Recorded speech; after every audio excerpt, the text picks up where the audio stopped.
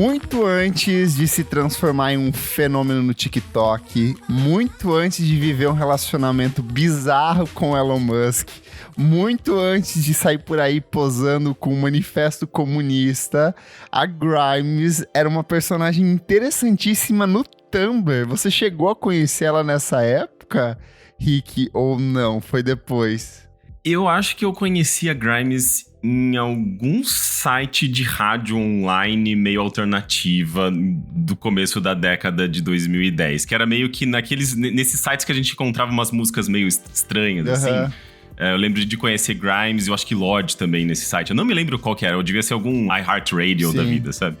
Cara, eu lembro, é muito curioso, porque a Grimes eu conheci antes pelo Tumblr, pela curadoria que ela fazia no Tumblr, que era muito boa. Ela é mega apaixonada por anime, RPG e outras coisas nesse estilo, assim, muita ficção científica. Eu lembro que ela gostava muito de Duna, ela colocava umas artes conceituais, as ilustrações dela eram muito bonitas, e ela tinha esse visual de cabelinho rosa, umas roupas muito singulares, e que várias meninas que usavam o Tumblr ou copiavam a estética dela, ou copiavam a estética da Alice Glass, que pegava aquele lance meio witch house, um pouco mais gótico, com aquelas bandas com vários nomes de caracteres. E a Grimes veio pra mim nisso, assim, eu só fui ouvir o primeiro disco dela mesmo, quando ele foi relançado lá em 2011, mas antes ela era uma personagem do Tumblr, assim, eu acho muito curioso ela ter se transformado num fenômeno global, onde pessoas que não têm necessariamente conhecimento sobre a música dela acabaram conhecendo depois do lance com Elon Musk, né? É curioso que é justamente uma figura que vem do Tumblr que vira mainstream, assim, o que não é uma coisa muito convencional, porque geralmente as figuras do Tumblr fazem parte de subculturas ali, né? São cenas bem nicho. É lá do CD, é tipo outra coisa ali, né? Exato. Não, e ela representa muito bem, né, esse movimento online ali do final dos anos 2000, do começo dos anos 2010, né? Justamente numa plataforma que estava muito ligado a essa questão de identidades, sabe, tipo, ela sempre foi muito feminista, ela trazia muito disso, né, num trabalho dela que não era necessariamente só focado ali na música, justamente também nesse trabalho visual, né? Sim. É uma coisa muito desse período da internet. Mesmo a música dela é uma coisa muito desse período da internet, né? O MySpace mesmo, né? Ela começa no MySpace, na verdade, em 2007, e ela fazia uma mistura de estilos ali que tinha um pouco do synth pop dos anos 80, ela é apaixonada por Mariah Carey, a Mariah dos anos 90, ali, então esse R&B dos anos 90, mas ela é completamente maluca por cultura de anime e cultura de mangá, então trilha sonora de anime. Muito antes do fenômeno do K-pop, era o J-pop e essas músicas de abertura feitas por artistas japoneses. Então, ela incorpora todos esses elementos, ela vai pegar um pouco dessa esquisitice que era muito característica da Björk, ela vai pegar essas vozes etéreas da Elizabeth Fraser do Cocktail Twins, e ela faz uma maçaroca ali que é uma coisa muito particular, principalmente pelo timbre de voz que ela usa, que ela deixa uma coisa mega infantilizada, uma coisa muito doce, muito etérea, e ela foi moldando isso até ela criar os dois primeiros trabalhos de estúdio dela, que é o Gate Prime de 2010 e o Alphax de 2010 também. Eles foram lançados pela Arbutus Records, que é um selo canadense bem interessante, que revelou muita gente foda. Ele revelou Magical Clouds, Braids, o Sean Nicholas Savage, são todos artistas que têm uma estética muito parecida. Mas ali por volta de 2011, o empresário dela descola um contrato com a 4AD, que pra quem não sabe é um dos principais selos de música independente do mundo, assim.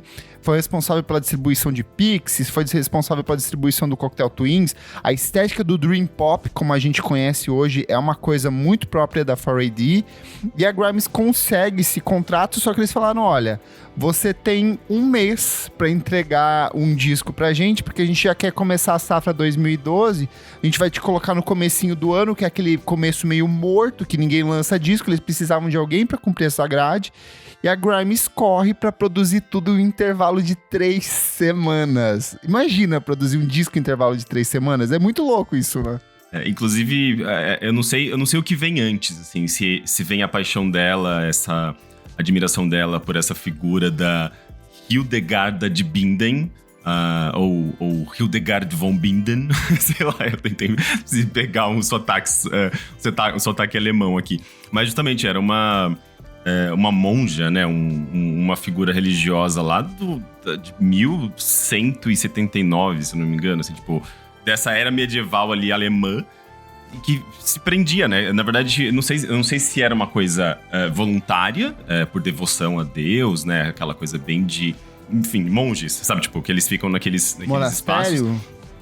Tipo um monastério. Eu acho que no caso, para mulheres, tinha um outro nome, se eu não me engano. Mas eu não sei se era uma coisa voluntária, mas ela ficava por muito tempo, especialmente na juventude dela, ela ficava muito presa em espaços confinados, meio que sem acesso ao ambiente externo, e isso fazia com que ela lidasse muito com esses próprios sentimentos dela com relação a essa devoção e desenvolvesse uma série de...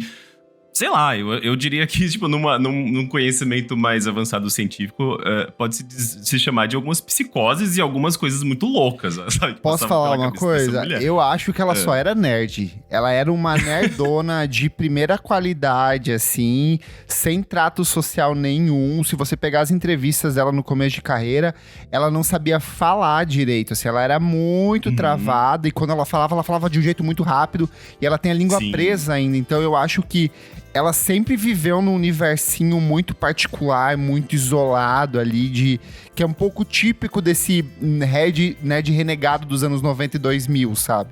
Antes de ser uma coisa cool. Mas ela tinha essa inspiração nessa Hildegard, sabe? Que era justamente essa... Que virou uma santa depois, né? Eu acho que ela foi santificada. Mas ela inclusive, compara muito, né? Essas 3 semanas de isolamento social... em que ela basicamente... Ela quase não se alimentava, ela quase não dormia, ela ativamente consumia anfetamina pra se manter acordada, e foi meio que uma entrega, né? E ao mesmo tempo, ela faz uma comparação muito com o trabalho dessa Hildegard, que também serve de inspiração pra ela no trabalho dela. Então é uma coisa muito louca, a impressão que eu tenho é que ela tentou, não sei se ativamente replicar essa experiência, sabe, que uma mulher... inclusive num papel social que não era atribuído a mulheres, né? Esse papel religioso. Mulheres raramente tinham essa função. Então, e ela tem essa coisa feminista, né? Então, serviu ali como meio que um ícone, assim, talvez uma fonte de inspiração para ela passar por esse período tão bizarro, né? De 3 semanas intensas ali, em que você não faz absolutamente nada além de compor, se expressar e se dedicar a alguma coisa que você realmente acredita. Então tem um lado meio religioso, né? Eu acho bem interessante e bem bizarro também. Eu acho que tem um outro aspecto também ali que, início de carreira, a Grimes nunca tinha a pretensão de ser uma cantora, uma estrela, uma popstar. Justamente por conta desse recolhimento dela, o que ela queria era entregar esse disco no prazo certo pra 4AD, lançar isso e ser produtora. Ela queria virar produtora, ela queria assinar batida pra outras pessoas. Tanto que depois de um tempo ela vai pra Los Angeles fazer música pra Rihanna. Mas nesse início de carreira ela só queria pagar as contas dela e poder viver de música de alguma forma e jogar os jogos de videogame dela sem precisar sair de casa. Mas ela lança em fevereiro de 2012 o disco que é o tema desse podcast que a gente tá conversando aqui hoje, que é o Visions, que é o terceiro álbum de estúdio dela, é o primeiro que teve uma distribuição global, assim, que circulou em vários países diferentes, saiu em diferentes formatos também. O disco, na verdade, ele vaza ali no meio de janeiro. Eu lembro que o texto que eu escrevi no finalzinho de janeiro, assim, mas ele lança no final de fevereiro e instantaneamente ele cai no gosto do público e principalmente da crítica. A crítica abraçou esse trabalho da Grimes, porque eu acho que, por ser um disco produzido em intervalo ali de 3 semanas, com ela virando noite pra entregar, tudo é muito homogêneo dentro do Visions. Eu não sei se você tem a sensação, mas as escolhas dos timbres, as escolhas dos sintetizadores, os temas, as letras, tudo que ela vai incorporando ali, eu tenho uma sensação meio que de uma obra única, sabe?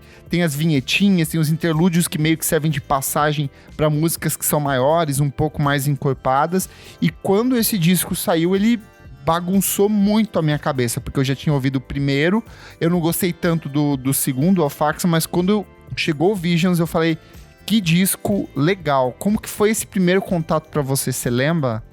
Então, pra mim foi, eu acho que justamente em alguma dessas rádios online, eu não me lembro qual, E eu lembro que me chamou muita atenção porque eu não me lembrava de ter ouvido alguma coisa parecida. Na verdade, uma coisa que me veio à cabeça a primeira vez que eu ouvi, que eu fiz essa piada e até hoje parece que faz algum sentido, é...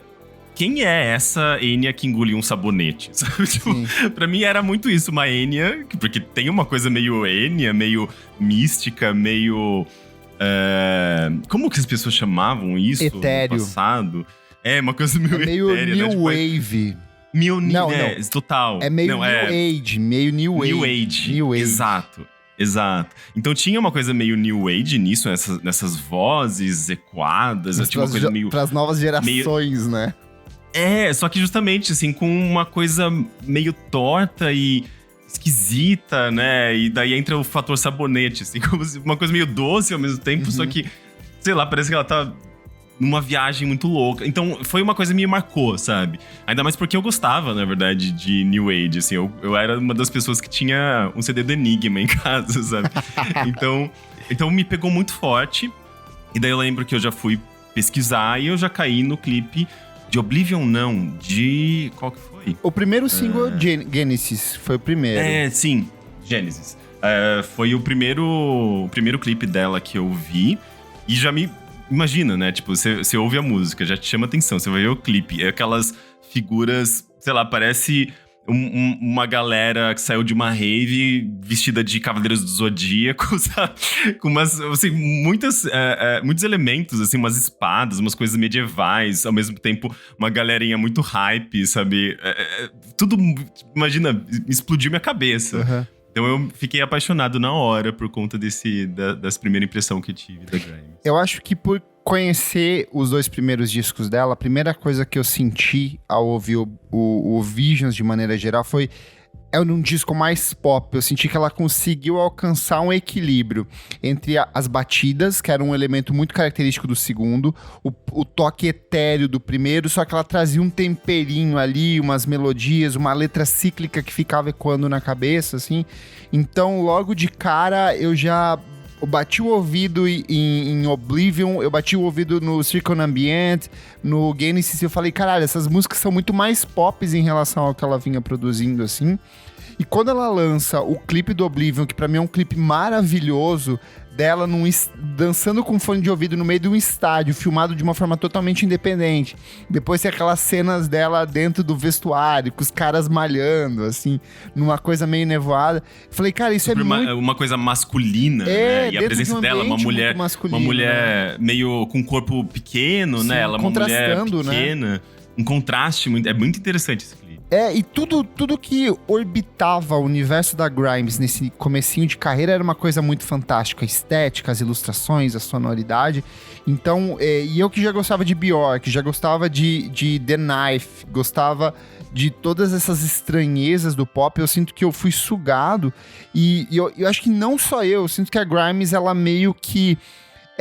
direcionou uma série de novos artistas que estavam surgindo naquele momento, principalmente artistas mulheres, porque ela chegava com um computador e se apresentava com o computador, e ela mal tocava sintetizador, ela fez tudo de um jeito muito improvisado, muito anárquico, assim, muito artesanal, e eu sinto que ela meio que abriu portas para muitas meninas novas que falaram assim, cara, eu posso fazer esse tipo de som que ela tá fazendo, sabe?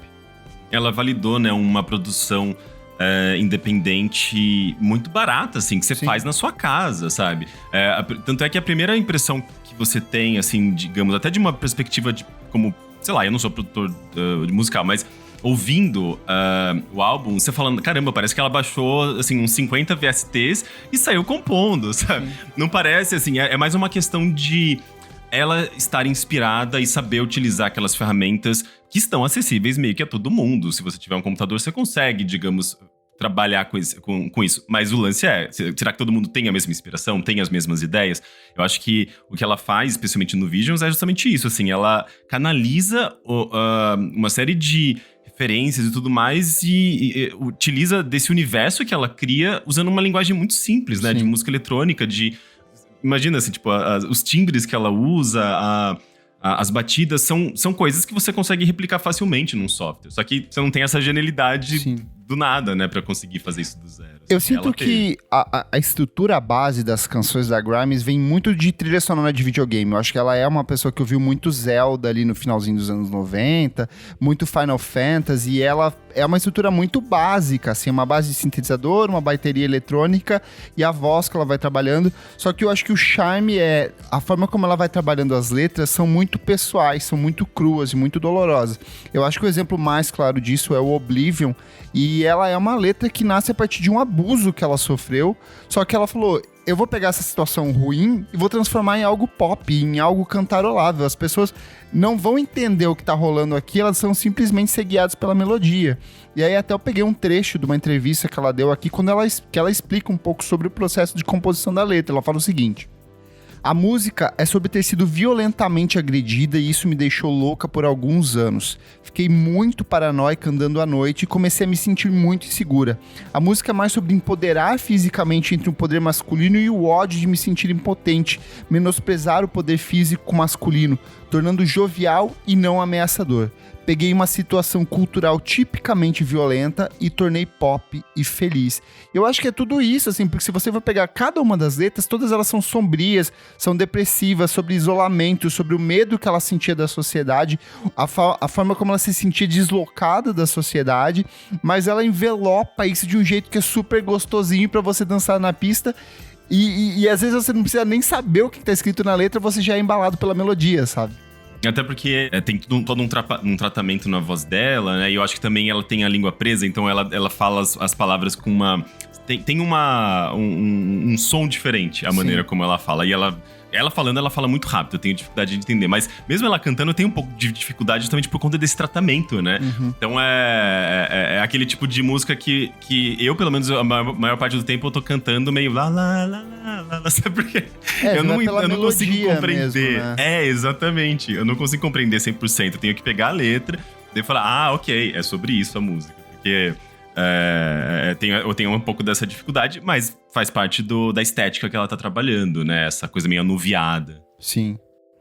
Eu gosto como ele é um disco que ele oscila muito entre essas coisas de ter uma batida muito bem decidida e esse pop mais etéreo, assim. Então ele oscila muito entre ser uma coisa introspectiva e uma coisa dançante, comercial, acessível. Um exemplo muito claro disso pra mim é quando ela vai lá pra Symphonia 9, sabe? My Weight Is You, que é uma puta batidão, é uma música pronta pras pistas. Daí logo em sequência ela vai pra umas coisas muito etéreas, tipo Night Music, mesmo antes, quando ela faz Be A Body. São todas musiquinhas que elas parecem que vão se desfazer no seu ouvido, sabe? É uma nuvenzinha, um soprar de emoções, de sensações, de melodias que ela vai jogando pra você. E eu sinto que isso meio que vai se completando na sua cabeça, sabe? E eu acho que o mais fantástico do Visions é que quando termina a audição, você invariavelmente tá cantarolando alguma coisa, assim. Pode ser o solinho de sintetizador do Oblivion, pode ser a letra do Be A Body que fica ecoando loucamente, assim. Então ele é um disco que ele continua reverberando na sua cabeça ao longo mesmo depois que termina a execução. E eu acho que tem um aspecto muito curioso, que ele é um disco que tá completando agora 10 anos, e tem muita coisa que depois de 10 anos fica velha, datada, mas eu acho que ela conseguiu amarrar tudo dentro do universo que é muito próprio, muito dela. Então, assim, não parece que é velho, parece que é Grimes, parece que é um produto daquele tempo, mas que continua funcionando até hoje. Não sei se você tem essa mesma sensação com o Visions. Sim, eu acho que é uma descrição interessante, porque quando a gente fala de épocas, assim, né? Tal música soa com a música daquela época.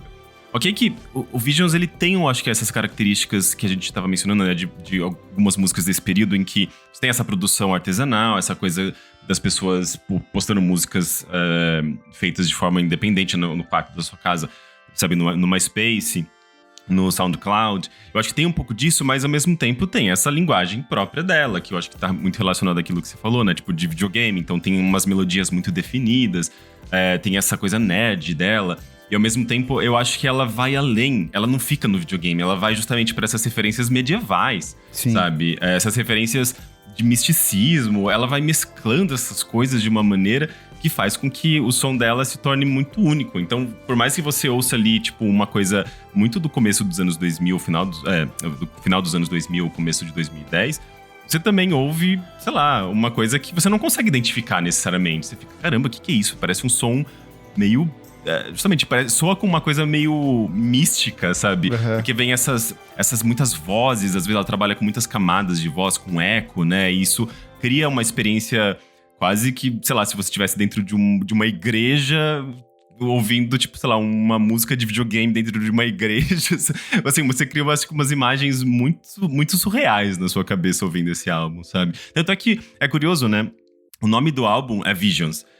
E essa personagem que eu acho que inspira bastante ela, essa Hildegard, ela é conhecida justamente por suas visões. Ela tinha visões, assim, tipo, sei lá, ela escreveu vários manuscritos em latim, mas justamente com essas visões religiosas que ela tinha. Então, eu sinto que tem uma coisa muito conectada, sabe, com essa experiência meio religiosa da própria Grimes, que embora seja católica, eu acho que ela não é necessariamente praticante, mas eu acho que ela injetou muito dessa experiência religiosa, dessas referências religiosas, de uma maneira não necessariamente religiosa, mas que transmite esse sentimento, sabe, essa coisa meio divina de alguma forma, essa meio mística. Eu acho isso muito interessante. É meio transcendental, exatamente. E só pra ter uma noção, assim, do impacto do disco na época, logo quando chegaram as listas de final de ano, o Visions acabou circulando em grande parte das principais publicações. Ele ficou como número 1 no Gorilla vs Bear, o número 1 na Rogue Trade. Ele foi o segundo colocado na NME, que normalmente abraça muito a música inglesa, e eles incorporaram o trabalho da Grimes de um jeito bem interessante. Ele foi número 2 no Guardian, então ele circulou bastante. E em 2014, quando a Pitchfork fez a lista deles de melhores da década até aquele momento, eles dão ao Oblivion o título de música da década até aquele momento, assim.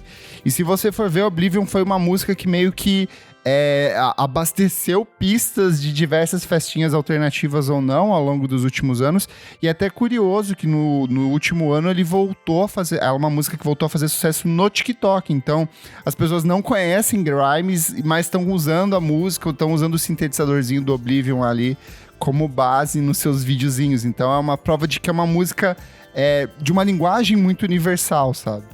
O que é muito louco, porque as músicas têm 5 minutos, né? É impressionante. As músicas desse álbum são longas, esse álbum é meio longo. Ele alterna, né? Porque tem umas músicas ali que são de 1 minuto e pouquinho, tem umas bem curtinhas ali. Exato. Mas eu acho que essas principais são grandinhas. Sim. Elas se repetem. Oblivion tem 4 minutos, Games tem 4 e 15, Skin, por exemplo, tem 6 minutos de duração, então ele é um trabalho que ele é muito irregular, assim. Eu quero puxar também uma coisa que eu acho muito curioso, como ela é canadense e ela abraça outros artistas da cena canadense para participar dentro do disco. Então, em Color of Moonlight, tem a participação do Doldrums, que era o namorado dela na época, eles ficaram juntos. Eles eram namoradinhos, assim, acho que eles ficaram juntos até 2013. Eles eram visualmente muito parecidos, um se vestia praticamente idêntico ao outro, assim, umas sobreposições de roupas bizarras. E tem também o Magical Clouds, que é o Devon Welsh, que era amigaço dela. Inclusive, ele aparece no clipe do Oblivion, é um carequinha. E ele também é outro que vai seguir por uma trilha muito parecida com a da Grimes, explorando essa sonoridade mais etérea, mais atmosférica, sintetizador e voz, com poucos instrumentos em excesso ali.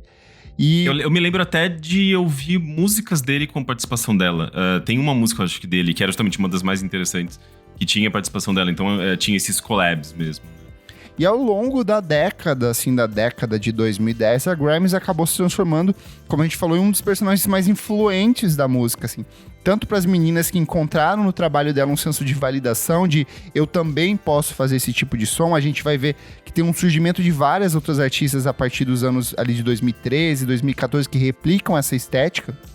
E vários outros nomes importantes da música acabaram citando o Visions como um trabalho essencial para a consolidação do próprio trabalho.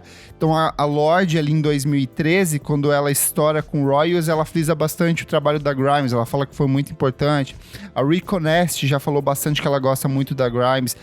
A Charli XCX é outra que se inspirou muito na estética e nos conceitos da Grimes. A Arca é outra que também fez isso. E aqui no Brasil, o Jalu talvez seja o principal representante, o que mais incorporou isso.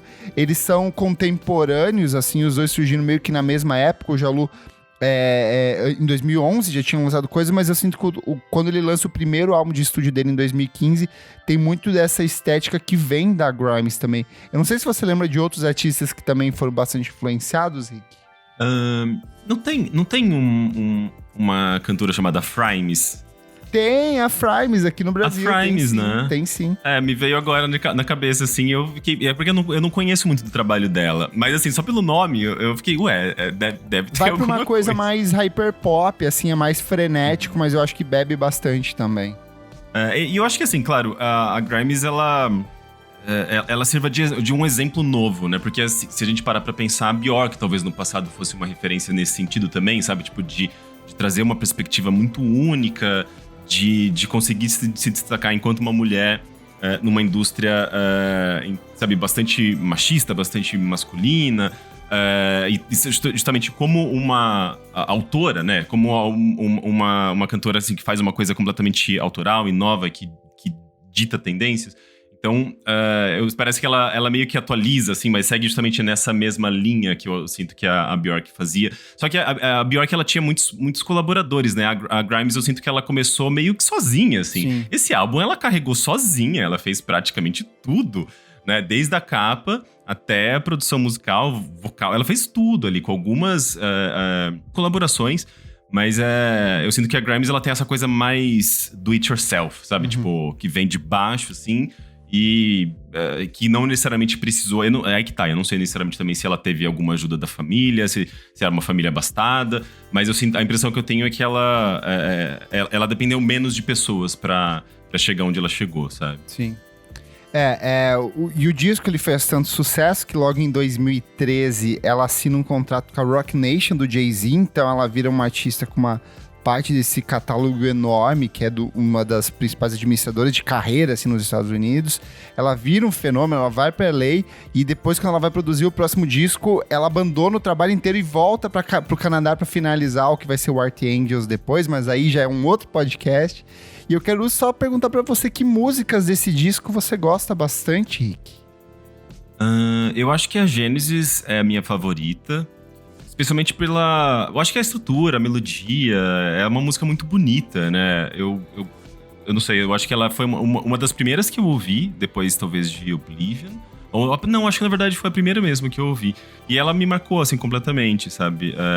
O reouvindo o álbum, ela continua sendo a minha favorita. Mas eu gosto bastante também da Circumambient, pela esquisitice toda, pela brincadeira com o vocal... Ela vai estendendo o vocal dela de uma maneira que que vai se repetindo, cria uma ambientação, né? Cria uma atmosfera, assim, com o vocal de uma maneira muito esquisita, né? Ela é uma música bem bizarra e é uma música meio simples, assim, se você parar pra pensar em termos de produção musical. Assim, tipo, ela pegou ali justamente uns VSTs e não tem, assim, uma grande produção musical. Dá pra ver que é uma música feita rapidamente. Sabe? Tipo, não é à toa que ela fez, né, o álbum inteiro, assim, em 3 semanas. 3 semanas. Então mas mesmo assim, você tem muita coisa ali. As coisas estão conversando, estão dialogando, estão causando um impacto no ouvinte. O Visions foi um disco muito importante pra mim, porque ele saiu poucas semanas antes de eu vir pra São Paulo. De eu mudar, de sair do Paraná e vir pra cá, assim... Então eu lembro que ele é um disco que eu trouxe no celular, eu ouvia muito ele, então ele é muito significativo desse começo de 2012, dessas mudanças todas na minha vida. Só que diferente de muitos discos que também saíram em 2012 e na mesma época e que acabaram sendo esquecidos, eu sinto que o Visions é um disco que permanece e eu redescubro músicas ouvindo ele, assim... Oblivion é uma das grandes composições da década passada, uma das minhas favoritas. Eu tenho ela sempre no set quando eu vou discotecar, porque ela é uma música que salva a pista. Hora que entra aquele sintetizadorzinho, assim, a galera já pira. O Jalu fez um mashup maravilhoso dessa música com o MC Carol, se eu não me engano, que é também fantástico, assim. E ele é um trabalho que eu vou redescobrindo, assim. As músicas finais, que são mais etéreas, mais experimentais, elas têm muitas camadas, muitas texturas. O jeito como ela vai brincando com as vozes, encaixando os colaboradores, é tudo muito mágico, muito estranho e muito Grimes, assim. Eu ainda acho... eu lembro que quando saiu o Art Angels, eu fiquei assim... Será que eu gosto mais do Art Angels ou se eu gosto mais do Vision, sabe? Eles ficavam nesse eterno duelo, assim... É um disco... É porque foi pra um outro lado, né? É um outro lado, pop mais convencional, mais chiclete. Mas eu acho que ambos são fantásticos. Hoje eu gosto mais do Earth Angels. Hoje eu gosto muito também. mais. Assim, eu acho que ela conseguiu refinar mais esse processo de produção que ela inicia no Visions. Só que o que ela faz no Visions ainda assim é muito bonito. Por isso que a minha nota é 9 pra esse disco, que acho que abre passagem pra tudo que a Grimes vai fazer dali pra frente. Se eu parar pra pensar assim num contexto apenas de produção musical, até porque, tipo, eu já tive minhas fases de ficar brincando com software de música e eu percebia que eu conseguia chegar em algum lugar sem muito trabalho, digamos assim, sabe? Era mais de uma coisa de, tá, eu tenho essa melodia na cabeça, deixa eu fazer umas coisinhas e pum, sai alguma coisa, sabe? Era meio incrível. Eu acho que isso é uma das coisas mais fascinantes da música, não é muito difícil de você fazer alguma coisa acontecer. O lance é, o que ela fez ali em termos de como esse álbum vai contando essa narrativa e vai te colocando nesses espaços e vai te trazendo esses sentimentos meio ambíguos, né? As letras são meio ambíguas, tem horas que ela fala sobre essa fragilidade, tem horas que ela fala sobre uma necessidade de estar com outras pessoas. E assim, fica muito evidente como essa experiência que ela criou é muito reflexo não só apenas da história que ela estava vivendo, mas dessa experiência que ela teve para compor esse álbum completamente isolada ali. Então, onde eu tô querendo chegar com tudo isso? Ela pegou de uma produção musical assim muito simples, muito barata, como eu mencionei antes até, sabe? Tipo, ela tava basicamente num quarto dela, no computador dela, fazendo música, sabe? Tipo, de certa forma, qualquer um consegue fazer isso hoje em dia. Mas você ter justamente essa inspiração toda e canalizar essas energias, seja lá de onde, sabe? Tipo, no caso dela, inclusive, tendo essas referências muito loucas, assim, tipo, medievais. É um negócio muito único. Então, eu acho que pra mim, esse álbum, ele tem justamente também essa ambiguidade, né? De ser muito simples e, ao mesmo tempo, muito complexo, né? E de transmitir muita coisa com uma linguagem muito simples. Eu daria um 8,5. Porque tem algumas... Eu sinto que tem alguns momentos que você pega um pouco dessa simplicidade que acaba indo quase pra falhas mesmo, assim, sabe? Sim. Tem uma música ou outra que eu ouço e fica... essa harmonia tá meio esquisita e não parece intencional. Parece mais um defeito da música. Ou, tipo, ela parece que cantou um pouco fora do ritmo aqui e também não parece ter sido um... sabe, tipo, uma coisa intencional. Parece. Mas justamente isso é o punk, Rick. Esse é o punk, é o synth punk. É o synth punk. Pois então, eu sinto que tem um pouco disso nesse álbum, mas eu acho que isso não tira o brilho dele, sabe? Eu acho que 8,5 é uma boa nota também. Boa. E inclusive a nota da Pitchfork, eu tava até reparando se ela tinha diminuído a nota desse álbum naquela última leva de notas modificadas, mas não, ela manteve os 8,5. O Clássicos VFSM é um projeto paralelo do podcast Vamos Falar Sobre Música. Apoie a gente em padrim.com.br/podcast VFSM e tenha acesso a esse e outros programas lançados com muita antecedência. Eu sou o @KleberFak no Twitter e no Instagram. Bem, eu sou o Henrique Sampaio, eu tô no Twitter lá no @RiqueSampaio, R-I-Q-E Sampaio. Gravo podcasts no Overloader, que é o meu site. Podcasts de videogames, inclusive de vez em quando eu menciono Grimes, porque eu acho que tem suas conexões. Ela, inclusive, esteve num dos piores jogos do ano passado, ou retrasado, nessa altura, eu já nem sei mais. Foi o Cyberpunk 2044. Mas a gente não precisa lembrar disso. Boa. Não esquece de seguir a gente nas nossas redes sociais, @podcastvfsm em tudo. Até a próxima edição. Tchau, tchau.